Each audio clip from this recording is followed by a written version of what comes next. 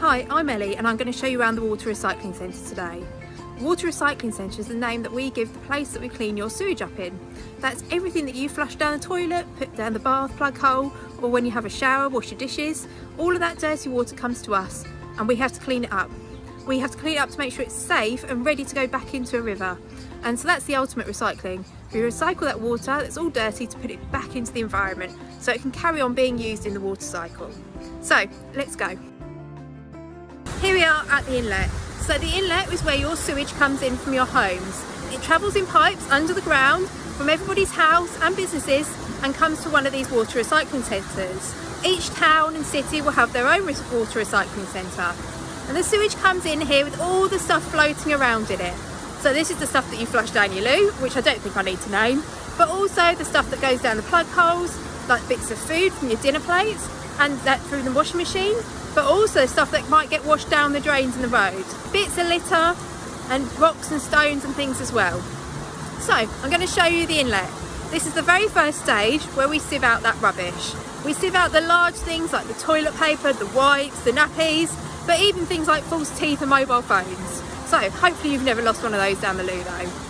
This is where the sewage comes in. Big pipes are joined up from all the little pipes coming from people's homes. The sewage comes in and goes to what we call screens. So the screens are quite tricky to see, but they look a bit like the conveyor belts you get in the supermarkets, but ours stand upright. And those conveyor belts are slightly different because they've got little holes in. So little holes, about 3 millimetres. Those little holes mean the liquid can pass through, and the big items like the wipes that I mentioned and the toilet paper, they get sieved out. They get taken up the conveyor belt and then we take them away. Behind me you might be able to see a silver rectangular machine. This is where all of those wipes and things that we sieve out go to. They squeeze the water out and then it ends up in a big chunk. And that big chunk goes into the skip over here. And this is the smelly bit. So this is probably the bit you're glad you're not here to smell. So that big chunk of rubbish you might be able to see in the pipe behind me. There's two big pipes here. All of that rubbish is the stuff that we've sieved out. We squeeze the water out, which goes back into the inlet, and then it ends up in this skip behind me. So this skip has just been emptied today. And at Chelmsford, where I am now, we fill up 3 skips every single week. And Anglian Water have got over 1,000 water recycling centres. So you can just imagine how much rubbish that actually is. And unfortunately, this is the only thing we can't recycle. So this stuff does go to the dump. As you've just seen from Ellie on the tour, we have a massive problem with things coming into the works and getting stuck in our screens, and then they end up in that skip that you've just seen. So here's a little experiment that you can do at home to see what things should and shouldn't go down our toilets and into our sewers that eventually get to our works. So I've just got 3 glasses in front of me. You can use bottles, they'd be ideal, that you can then shake, but I don't have any in lockdown, so here's just 3 glasses. I've filled them with some water, and then I've got some things that end up in those skips. So I've got some toilet paper, some kitchen roll, and those dreaded wet wipes. And what I'm going to do is I'm just going to put these in the glasses. So in goes the toilet paper, the kitchen roll, and the baby wipe. I'm going to put them in, and then I'm just going to give them a quick stir with a spoon like this. If you've got a bottle, then you can shake them just for 10-15 seconds and see what happens. So there's the toilet paper, hasn't really broken up yet. The kitchen roll hasn't done anything, and the baby wipe. And then what you can do is you can then leave them there for 10 minutes, half an hour, come back to them, and then re-stir them, and then see what happens over time, and see if they break down, and think about whether these should or shouldn't go down your toilets. Back to you, Ellie. This is the next stage of the treatment process. This is called the detroiter. So after we've sieved out the toilet paper, the liquid goes flowing along to where it slows down. The solid material sinks to the bottom, and this part of the machine is called the nodding donkey. And the nodding donkey is scooping out all the gravel that's come off of the roads. So this is the gravel that gets washed down the drains when it's raining. The moving part here that you can see It's called the nodding donkey because it looks a bit like a donkey nodding, not particularly from this angle, but then you can see it's pushing out the gravel into the skip here. So in here it isn't just gravel, there are other things as well. You might recognise some sweet corn, and the sweet corn is because that passes straight through your body and absolutely nothing happens to it, but it ends up in our skip here. So make sure you eat your sweet corn really thoroughly. Here we are at the next stage of the treatment process.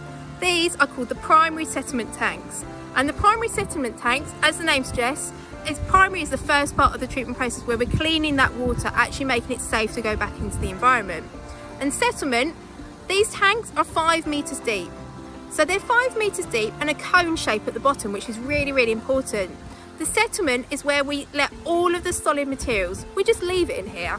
And the solid materials, the organic matter, so to you and me, things like poo, it will sink down to the bottom. It sinks down to the bottom of that cone shape, and at the bottom of the cone there's a pipe that takes it away, and this is a really thick liquid. It's a bit like if you ever make chocolate cakes at home, and that really thick gloopy batter that you pour in the cake tins, it's a bit like that, but it's made out of poo, and we call it sludge. The sludge gets taken off and is treated later on. Then the top of this tank, there are also bits you might be able to see floating around on the water.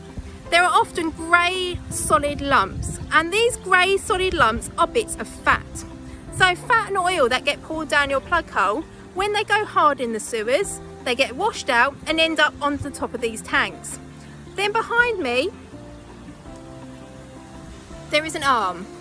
This arm floating around is scraping all the fat off the top of the tank. And when it comes around really slowly, it will scrape the fat off to get taken away.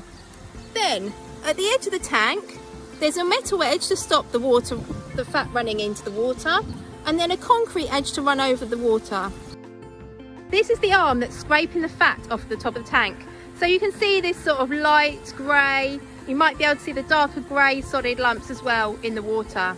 This arm is moving around, scraping the fat off and taking it away. There's a metal edge on the side of the tank to stop that fat running over, but the water is allowed to run under that metal edge, over this concrete edge here, and down the side. So this channel down the side is the water that's been in here for about 5 hours, and it's now ready to go to the next stage of the treatment process. So you've just seen Ellie at the primary settlement tank, and you've seen how all the solid sink to the bottom, and how on the surface you've got that oil and grease. And you may think how that gets there. Well, it gets there through this cooking oil. So it's little bits that have been left on the frying pan that people have just then washed down the sink. Now what you can do is you can just grab a bit of kitchen roll and soak it up and put it in the bin. Or if you like me, you can collect it in a bottle like this, and at some places you can recycle it or then put it or use it for your cooking. But what you can do at home is just see how much of a problem this oil causes. So I've just got a little bit of vegetable oil here. I've got a bowl with some water in, and all I'm going to do is just pour a tiny bit of oil into the bowl like this, and I want you to have a look what happens to it.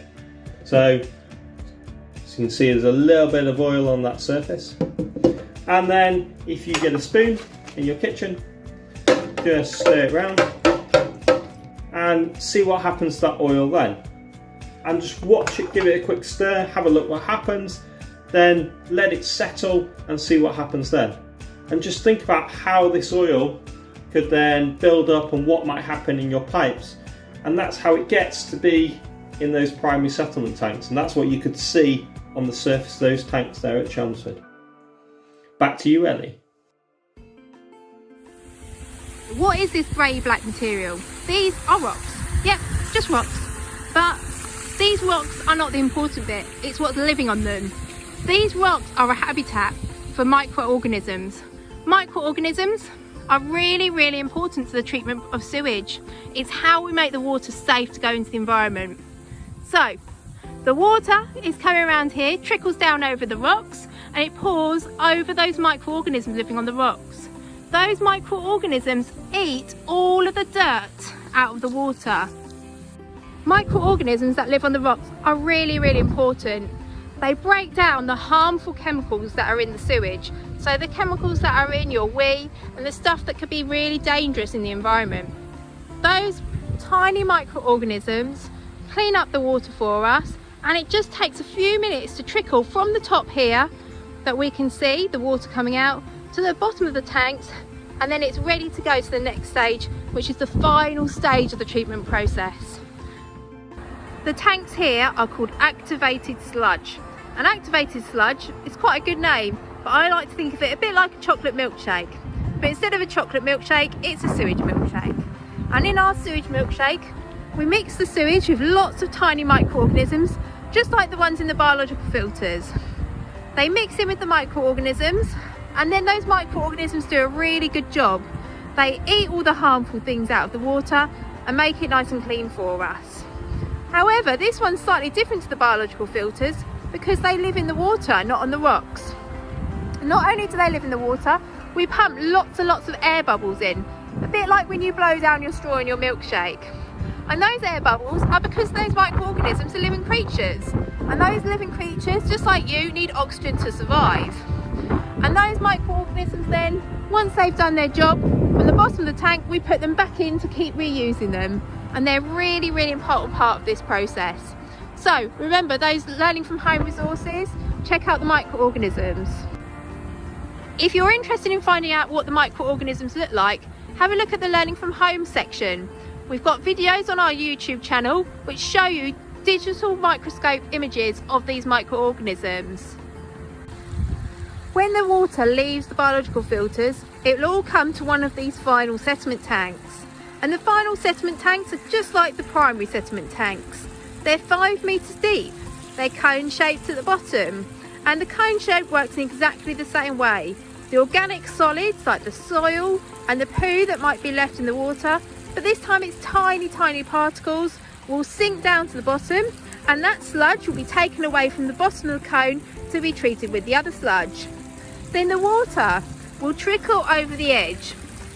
And this time when it trickles over the edge into the wheel on the side here, you can see it is lovely and clean. And this water is ready to go back to the river. That's it, clean and safe and ready for the environment. Down here we're at the sludge treatment centre. The sludge is all the stuff, the poo and soil, that's all collected from the bottom of the primary and the final tanks. It then comes down to these buildings, and in these buildings we take that sludge and we make it into a really thick liquid, even thicker, so we can run it through machines like centrifuge, and we can also collect lots of different gases from it. We collect natural gases which we use to generate electricity, and that large white ball is where we collect the gas. We can take the gas, which is called methane.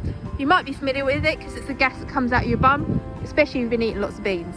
So just think, from what you flush down the toilet, we get loads of really, really useful stuff. We get water that goes back into the environment. We get this lovely recycled poo that, I say lovely, it does actually smell quite nice. It doesn't smell bad at all. And we get electricity, which is even better. And that electricity can really, really help us reduce our carbon footprint. Here we are at the last part of the works. The water comes from the final settlement tanks on the site, and then it mixes together to go out the pipe and out to the watercourse. So from here it might go to the river or straight back into the sea. The final stage, we have to make sure it's safe to go into the river, and we do that by testing the water. So the pipe that you can see pouring back in is the water that's been taken out automatically and tested by machines and going straight back in again. All of the machines are all linked to computers, so we know exactly what's going on. There are some chemicals that can be really dangerous in the river, and we have to make sure it's out of the sewage. All of our machines are constantly running 24 hours a day, 7 days a week, including the testing, which is all linked to computers. That means if there's a problem, there'll be an alert, and we'll get to know exactly what's going on our site. The water that's been tested goes straight back into the outfall, out to the river.